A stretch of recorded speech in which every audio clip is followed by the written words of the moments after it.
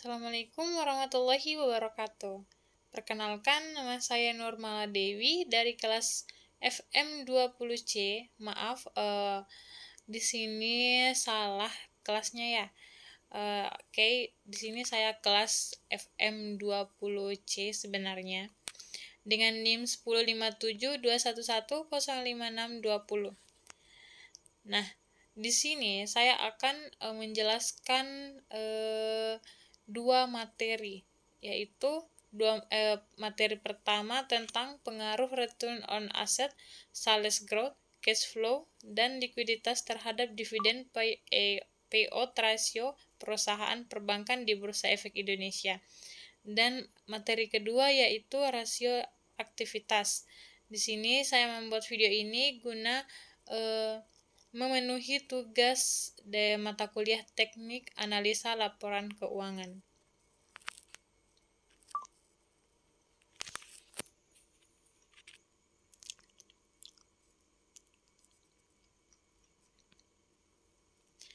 Oke, materi pertama yaitu tentang pengaruh return on asset, sales growth, cash flow, dan likuiditas terhadap dividen payout ratio perusahaan perbankan di Bursa Efek Indonesia.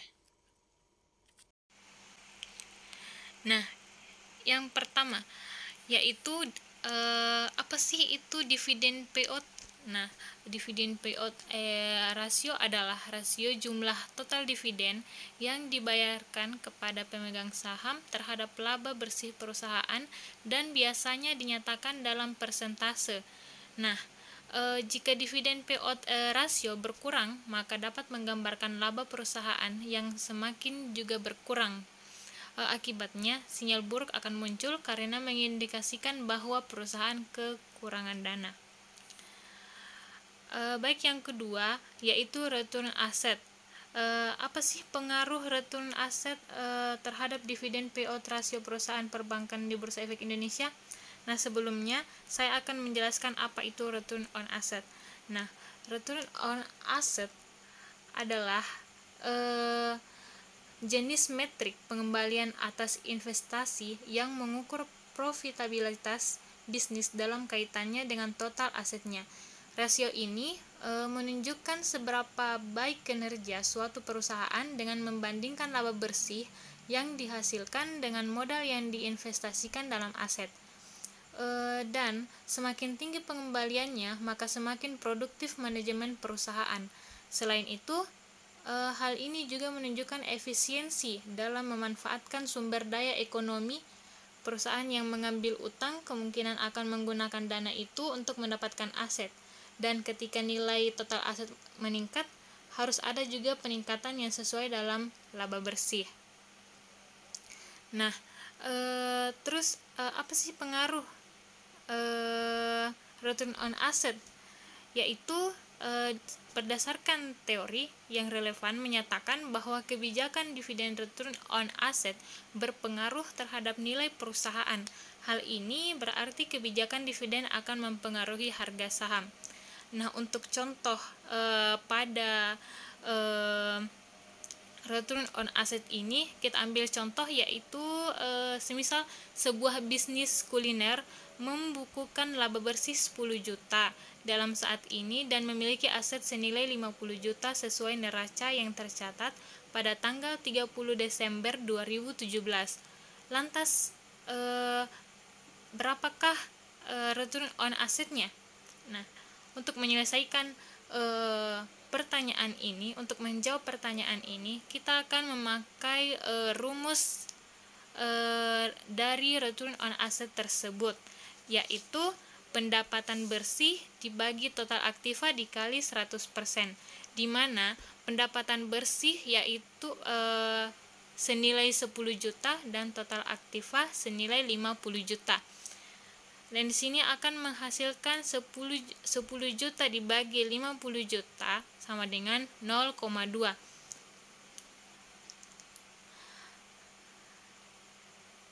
Oleh karena itu,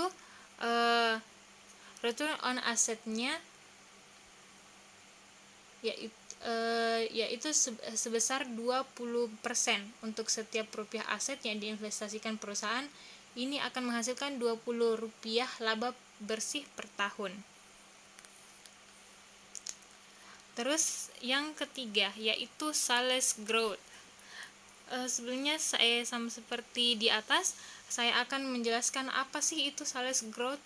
Nah, sales growth adalah peningkatan penjualan suatu produk dalam waktu yang sudah ditentukan, dan dapat dikatakan sales growth menjadi parameter atau metrik yang dapat digunakan perusahaan untuk mengukur tingkat pendapatan penjualan.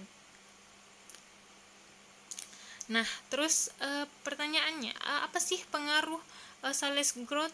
Nah, pengaruh terhadap dividen payout ratio perusahaan perbankan di Bursa Efek Indonesia. Nah, menurut variabel sales growth memiliki pengaruh dan yang tidak signifikan terhadap variabel dividen payout ratio pada perusahaan perbankan yang terdapat di Bursa Efek Indonesia. Nah, adapun contoh soal pada sales growth ini, semisal perusahaan software kesehatan yaitu Haydock memiliki penjualan tahun ini sebesar 150 juta, sementara angka penjualan di periode sebelumnya adalah 125 juta. Maka perhitungannya seperti ini. Sebelumnya kita akan memakai rumus dari sales growth tersebut, yaitu penjualan periode saat ini dikurang penjualan periode sebelumnya dibagi penjualan periode sebelumnya dan dikali 100%. Maka nilai dari penjualan periode saat ini kan sebesar 150 juta dikurang penjualan periode sebelumnya sebesar 120 juta. Nah, dibagi penjualan periode sebelumnya 120 juta.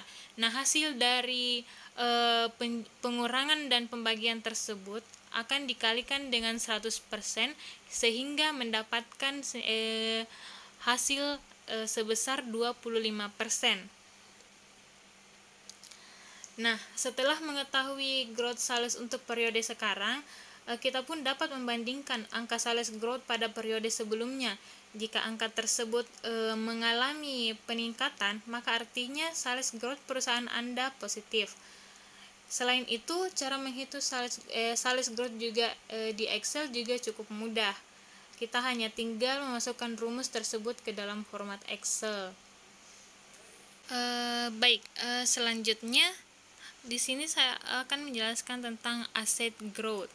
Nah, asset growth adalah sebuah rasio yang menunjukkan persentase pertumbuhan dari waktu ke waktu. Nah, rasio pertumbuhan ini biasanya juga digunakan untuk berbagai macam hal, misalnya perusahaan untuk menghitung pertumbuhan kinerjanya. Nah, terus apa sih pengaruh asset growth ini terhadap dividen payout ratio perusahaan perbankan di Bursa Efek Indonesia? Nah, dari hasil regresi menunjukkan bahwa searah simultan asset growth berpengaruh signifikan positif terhadap dividen payout ratio perusahaan perbankan di Bursa Efek Indonesia. Nah, untuk di sini kita akan mengangkat salah satu contoh dari asset growth, perhitungan asset growth ini, yaitu misalkan sejak tahun 2016 sampai 2017 perusahaan ABC memiliki pertumbuhan investasi sebesar 30% atau 130 juta pada tahun pertama. Pada tahun 2018, nilai investasi perusahaan mengalami kenaikan hingga menjadi sebesar 140 juta dengan growth ratio sebanyak 7,69%. Nah, pada tahun 2019, nilai investasi perusahaan ABC berakhir pada angka 190 juta dengan growth rate sebanyak 35,7%. Lalu berapa persen pertumbuhannya? Nah, di sini pertanyaannya berapa persen pertumbuhannya? Di sini kita akan memakai rumus dari asset growth tersebut. Di sini saya menampilkan dua rumus dari asset growth, yaitu yang rumus pertama, total aset dalam kurun T kurang 1 dibagi total aset dalam kurun T kurang 1.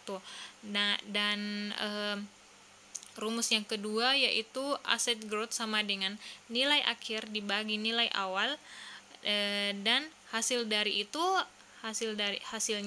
dikalikan dengan hasil dari 1 dibagi jumlah tahun dan dikurang 1.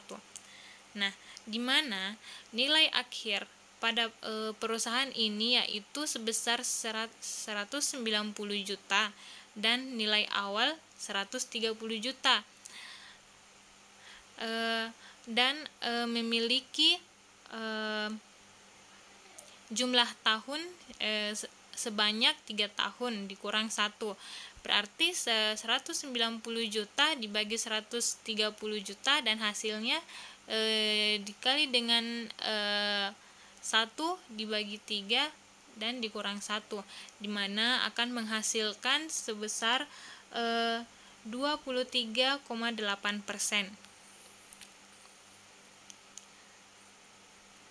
Selanjutnya yaitu cash flow. Nah, sebelumnya saya akan menjelaskan apa sih itu cash flow. Cash flow adalah uang yang masuk ke bisnis. Contohnya cash flow termasuk uang yang diperoleh dari penjualan produk dan keuntungan dari investasi apapun bentuknya. Nah, terus apa sih pengaruh terhadap dividen payout ratio perusahaan perbankan di Bursa Efek Indonesia? Nah, pengaruhnya dari hasil analisis yang diperoleh menunjukkan bahwa H1 tidak terbukti di mana variabel arus kas bebas tidak memberikan pengaruh yang signifikan terhadap pembagian dividen perusahaan sektor perbankan yang terdaftar di Bursa Efek Indonesia. Di mana di sini pada cash flow ini memiliki rumus yaitu AKO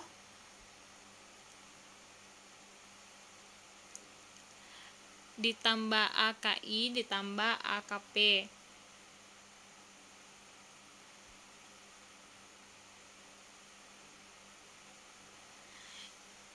Nah, di mana rumus tersebut adalah rumus untuk menghitung kas bersih dengan cara menambahkan 3 komponen cash flow. Sedangkan 3 komponen tersebut juga harus melakukan perhitungan terlebih dahulu dengan rumus-rumus yang sudah tersedia. Yang pertama yaitu menghitung arus kas aktivitas operasional, yaitu rumusnya adalah biaya operasional ditambah bunga yang didapatkan dibagi arus kas masuk dikurang pajak ditambah beban modal kerja. Sebagai contoh, semisalkan perusahaan Gerak pada periode Januari 2002 mendapatkan penjualan produk sebesar 8 juta, kemudian mendapatkan bunga dari piutang sebesar 2 juta, kemudian membayar pajak sewa sebanyak 1 juta dan membayar gaji karyawan 3 juta. Maka angka tersebut bisa dimasukkan ke dalam rumus seperti berikut, yaitu biaya operasional sebesar 8 juta ditambah bunga yang didapatkan yaitu sebesar 2 juta, dan arus kas masuk sebesar 1 juta dan pajak sebesar 3 juta. Nah, arus kas dengan menjumlahkan seluruh nilai-nilai yang ada di sini kita akan mendapatkan hasil yaitu sebesar 6 juta. Nah, berarti arus kas aktivitas operasional perusahaan Gerak pada periode Januari 2022 adalah sebesar 6 juta rupiah. Rumus yang kedua yaitu menghitung arus kas aktivitas investasi. Contohnya, perusahaan Gerak mendapatkan dana dari penjualan obligasi sebesar 4.500.000 dan dana dari penjualan aset sebesar 6 juta. Kemudian, perusahaan tersebut juga membeli properti investasi sebesar 2 juta. Nah, dana tersebut bisa dimasukkan ke dalam rumus seperti di bawah ini, yaitu rumus dari arus kas aktivitas investasi atau yaitu pendapatan investasi dikurang pengeluaran investasi. Nah, untuk kasus perusahaan gerak perhitungannya sebagai berikut. Yaitu 6 juta ditambah 4.500.000 dikurang 2 juta. Di mana pendapatan investasi yaitu diambil dari nilai penjualan obligasi ditambah penjualan aset, nilai dari penjualan aset. Lalu dikurang dengan pendapatan investasi, di mana akan menghasilkan 6 juta ditambah 4.500.000 dan hasilnya dikurang 2 juta sama dengan 10.500.000 dikurang pengeluaran investasi sebesar 2 juta. Berarti di sini akan menghasilkan nilai akhir sebesar 8.500.000. Berarti arus kas aktivitas investasi perusahaan gerak adalah 8.500.000. Nah, yang ketiga itu menghitung arus kas aktivitas pendanaan. Nah, untuk menggunakan contoh perusahaan gerak yang mendapatkan dana dari investor sebesar 15 juta dan penjualan saham mencapai angka 10 juta. Kemudian pelunasan hutang ke bank sejumlah 20 juta. Nah, cara menghitungnya adalah 10 juta ditambah 15 juta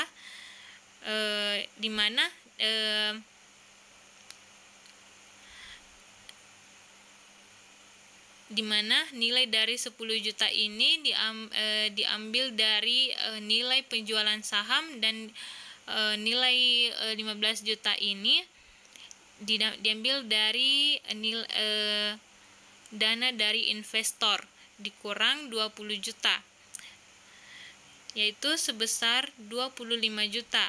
25 juta ini dikurang lagi dengan 20 juta, yaitu dikurang dengan nilai dari pelunasan hutang ke bank. Di sini kita akan mendapatkan nilai akhir sebesar 5 juta. Berarti arus kas aktivitas pendanaan perusahaan gerak adalah sebesar 5 juta. Nah, dari contoh perusahaan gerak di atas, net cash flow periode Januari 2002 adalah sebagai berikut, di mana dari perhitungan di atas kita akan mendapatkan arus kas aktivitas operasional sebesar 6 juta dan arus kas aktivitas investasi sebesar 8.500.000 dan arus kas aktivitas pendanaan sebesar 5 juta. Nah, kita bisa langsung menjumlahkannya untuk dimasukkan ke dalam rumus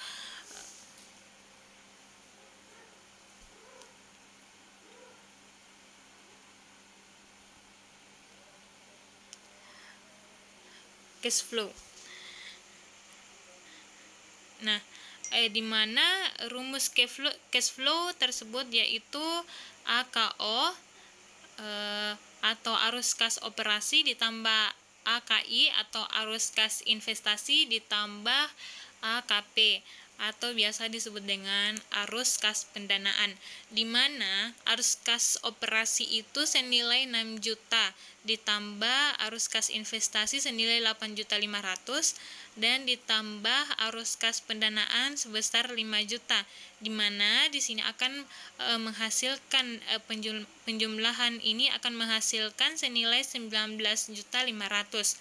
Berarti net cash flow-nya perusahaan gerak periode Januari 2002 adalah 19.500.000. Nah, selanjutnya yaitu likuiditas.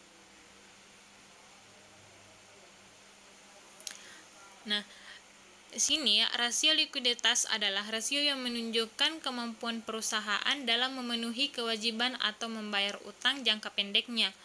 Rasio inilah yang dapat digunakan untuk mengukur seberapa likuidnya sih suatu perusahaan.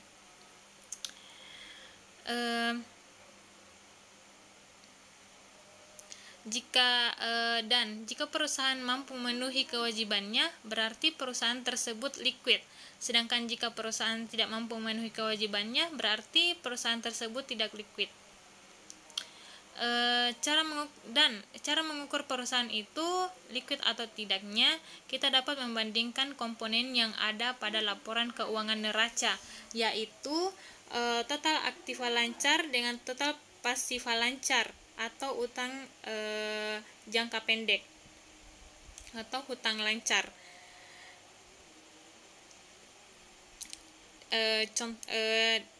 Dan terus di sini kita akan membahas tentang pengaruh likuiditas terhadap dividen payout ratio perusahaan perbankan di Bursa Efek Indonesia. Nah, pengaruh likuiditas terhadap perusahaan yaitu berpengaruh positif terhadap dividen payout ratio perbankan di Bursa Efek Indonesia. Contohnya, suatu perusahaan memiliki aktiva lancar sebesar 10 juta dan kewajiban lancar sebesar 5 juta. Nah, di sini kita akan memakai rumus dari likuiditas atau current ratio, yaitu aktiva lancar dibagi hutang lancar dikali 100%. Jadi untuk menyelesaikan perhitungan ini yaitu dengan memasukkan nilai dari aktiva lancar yaitu sebesar 10 juta dibagi dengan nilai hutang lancar yaitu sebesar 5 juta, di mana di sini akan menghasilkan 2,0.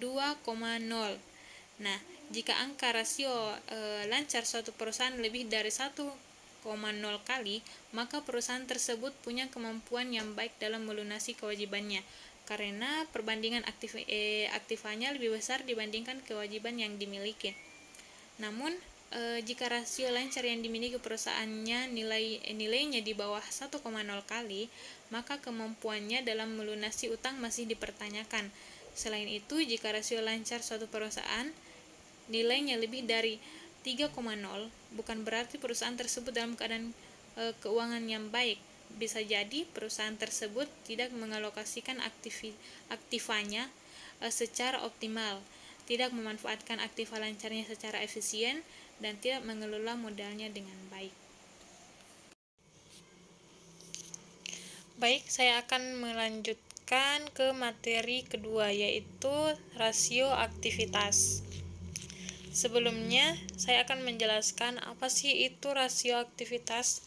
Nah, rasio aktivitas merupakan rasio yang digunakan untuk mengukur efektivitas perusahaan dalam menggunakan aktiva yang dimilikinya, atau juga dapat dikatakan rasio ini digunakan untuk mengukur tingkat efisiensi pemanfaatan sumber daya perusahaan.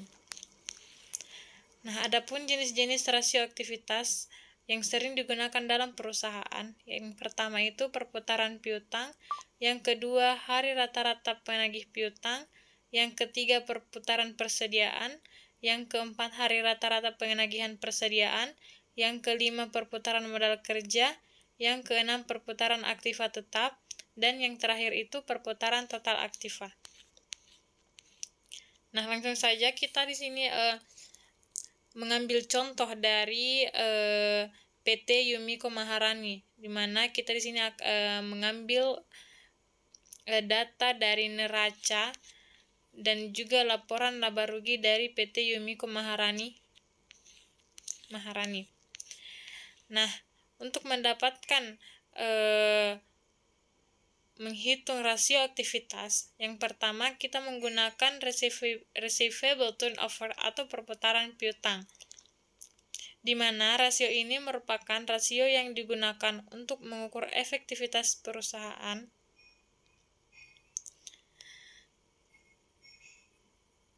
dan berapa lama penagihan piutang selama satu periode atau berapa kali dana yang ditanam dalam piutang ini berputar dalam satu periode. Nah, langsung saja untuk menghitung rasio ini, yaitu dengan menggunakan nilai dari penjualan kredit dibagi nilai piutang, di mana di tahun 2005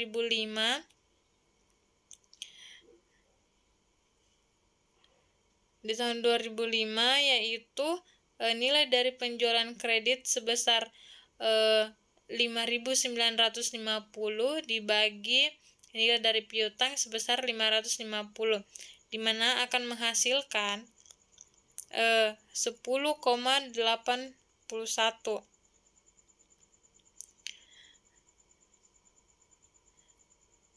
di mana itu berarti 11 kali. Begitupun juga di tahun 2006.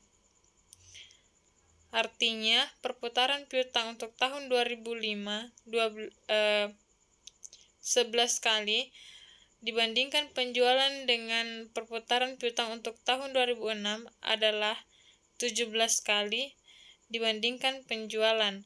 Jika rata-rata industri untuk perputaran piutang adalah 15 kali, maka untuk tahun 2005 dapat dikatakan penagih piutang yang dilakukan manajemen dapat dianggap tidak berhasil. Namun untuk di tahun 2006, yaitu sebesar 16,52,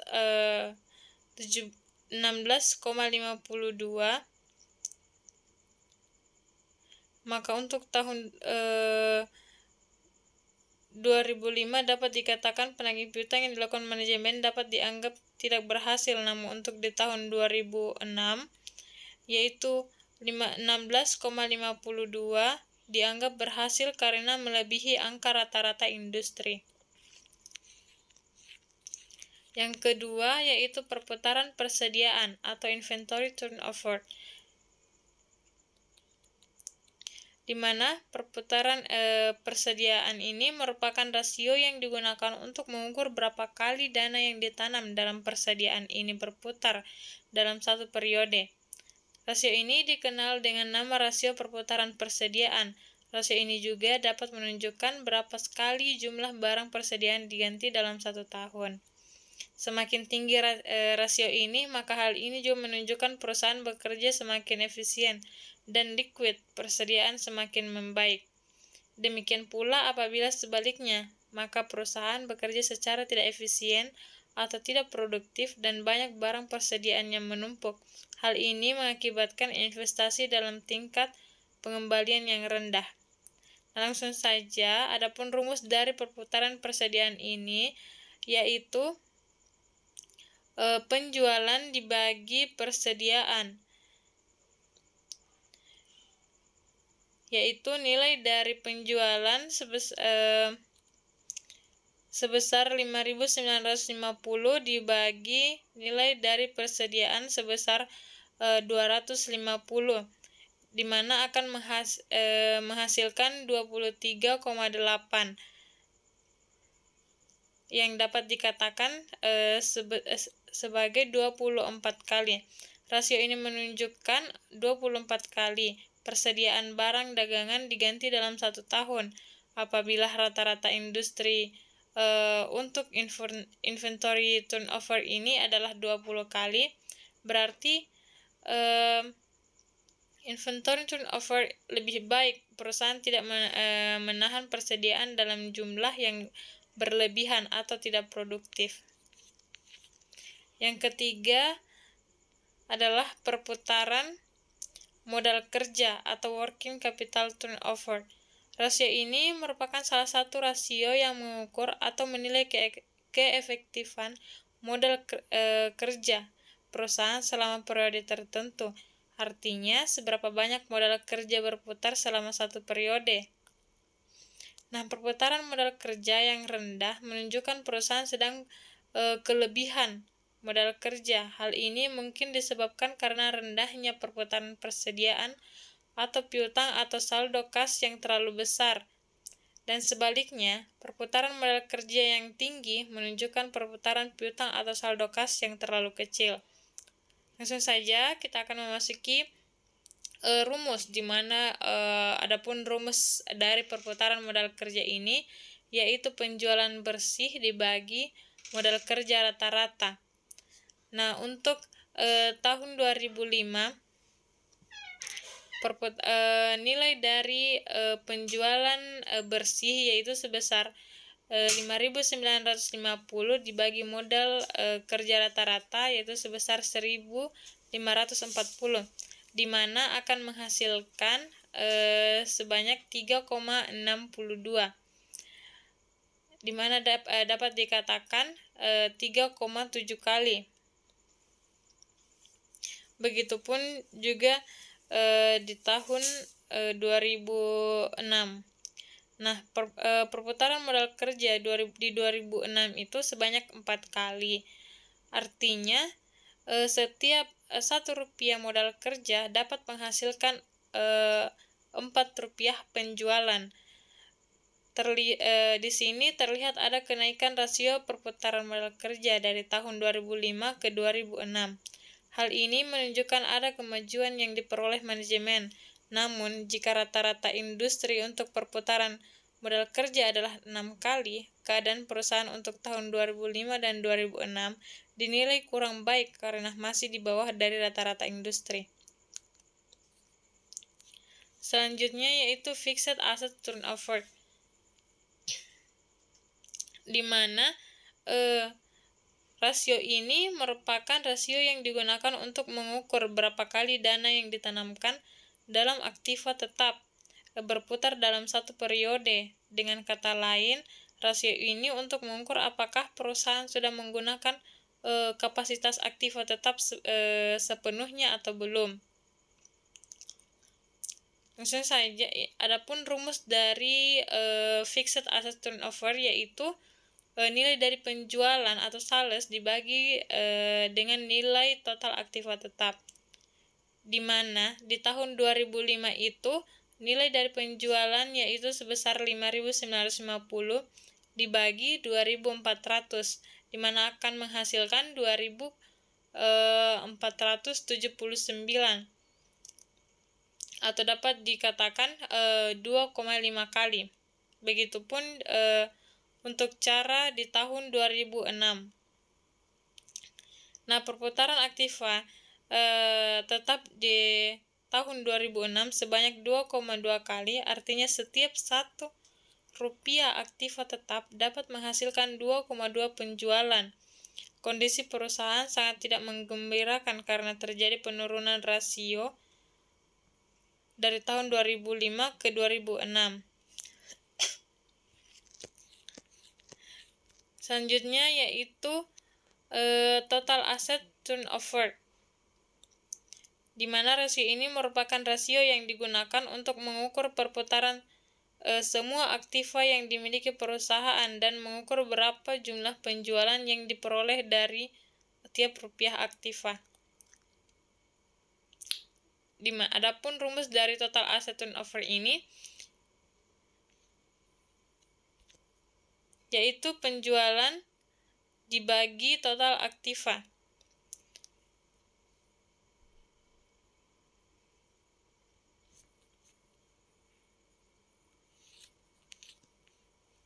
Di mana nilai dari penjualan di tahun 2005 yaitu sebesar 5.950 dibagi dengan nilai dari total aktiva yaitu sebesar 4.200, di mana akan menghasilkan 1.416 atau bisa dikatakan 1,42 kali. Begitupun juga di untuk tahun 2006.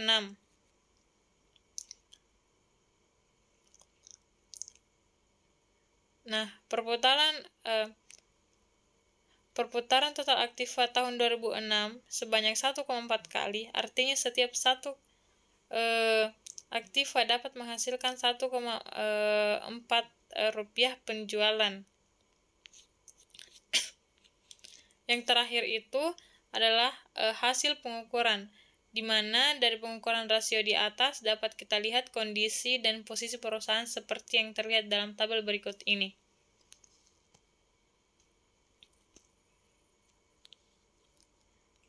Di mana receivable turnover atau perputaran piutang tahun 2005 ke tahun 2006 meningkat, yaitu 12 kali menjadi 15,5 kali. Ini berarti semakin baik karena modal kerja yang tertanam semakin kecil. Sementara itu, rata-rata industri sebesar 15 kali, yang berarti peningkatannya terjadi melebihi rata-rata industri. Yang kedua itu rasio days of receivable, juga baik untuk tahun 2005 selama 31 hari dan 2006 selama 24 hari. Karena kurang dari 60 hari. Artinya perusahaan ini mampu melakukan penagihan secara cepat atau tepat waktu. Yang ketiga itu rasio inventory turnover terlihat terjadi penurunan 24 kali pada tahun 2005 dan turun 18 kali di tahun 2006. Sementara itu rata-rata industri untuk inventory turnover adalah 20 kali. Maka perusahaan dikatakan menurun pada tahun 2006 karena di bawah rata-rata industri. Adapun untuk rasio working capital turnover terjadi sedikit kenaikan dari tahun 2005 ke tahun 2006, yaitu dari 3,7 kali menjadi 4 kali. Jika rata-rata industri adalah 6 kali, rasio perusahaan ini untuk tahun 2005 adalah 3,7 kali dan tahun 2006 adalah 4 kali. Kurang baik karena masih di bawah rata-rata industri. Untuk rasio fixed asset turnover terjadi penurunan dari tahun 2005 sebesar 2,5 kali turun di tahun 2006 menjadi 2,2 kali. Sementara itu, untuk rasio total asset turnover juga terjadi penurunan di mana semula tahun 2005 sebesar 1,42 kali, turun pada 2006 menjadi hanya sebesar 1,4 kali. Sementara itu rata-rata industri total asset turnover adalah 2 kali, maka rasio perusahaan beroperasi kurang baik. Artinya perusahaan menggunakan aktiva kurang efisien dibandingkan dengan perusahaan lain. Sekian dari saya. Assalamualaikum warahmatullahi wabarakatuh.